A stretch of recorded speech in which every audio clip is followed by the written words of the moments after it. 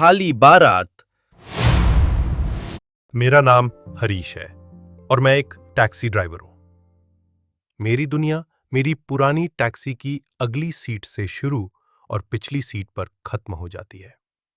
सवारियां आती हैं, अपनी मंजिल पर उतर जाती हैं और पीछे छोड़ जाती हैं कुछ पैसे और अपनी कहानियों की हल्की सी गूंज। रात जो सवारी मुझे मिली, उसने मुझे कुछ ऐसा दिया जो मैं कभी नहीं भूल सकता। शहर के बाहर का हाईवे था। रात के लगभग 2 बज रहे थे। सड़कें सुनसान थीं और हवा में एक अजीब सी खामोशी थी। मैं दिन की आखिरी सवारी छोड़कर घर लौट रहा था। नींद मेरी पलकों पर भारी हो रही थी।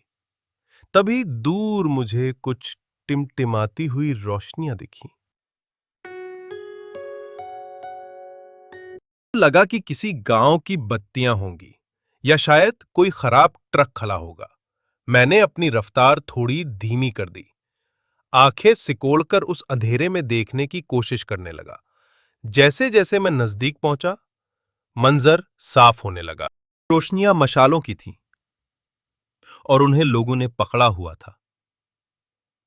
वो एक जुलूस था, एक बारात।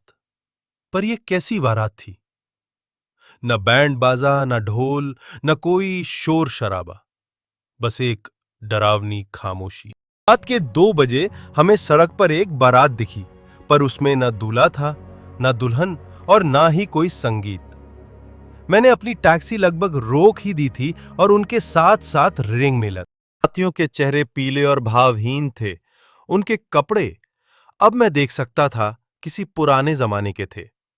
उन्होंने मेरी तरफ देखा तक नहीं, बस भूतों की तरह आगे बढ़ते रहे। भीड़ में से एक हाथ मेरी तरफ उठा।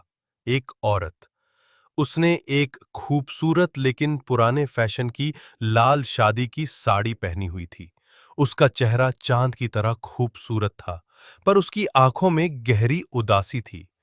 मेरा दिल जोर जोर से धड़कने लगा। कुछ तो बहुत गड़बड़ थी, पर उसके चेहरे पर ऐसी बेबसी थी कि मैं मना नहीं कर सका।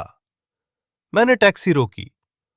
वो बिना कुछ कहे पिछली सीट पर बैठ गई। गाड़ी के अंदर की खामोशी अब और भी भारी हो गई थी। कहां जाना है? मैंने कांपती हुई आवाज में पूछा। उसने एक पता बताया। चांदनी हवेली, पुराने बरगद के पेड़ के पार। मेरा खून सूख गया। मैं उस जगह को जानता था। वो हवेली तो 50 साल से भी ज्यादा समय से खंडहर पड़ी थी। मैं चुपचाप गाड़ी चलाने लगा, उस खामोश बारात को पीछे छोड़कर। रियर व्यू मिरर में देखा, वो औरत खिड़की से बाहर देख रही थी और उसकी गाल पे एक आंसू लुढ़क आया था। टैक्सी के अंदर की हवा बर्फीली होने लगी थी। आज मेरी शादी है, वो फुसफुसाई। उसकी आवाज सूखी पत्तियों की सरसराहट जैसी थी। मुझे वहां पहुंचना है, वो मेरा इंतजार कर रहे हैं। मैं क्या कहता? मैंने बस स्टीयरिंग व्हील को और कसकर पकड़ लिया।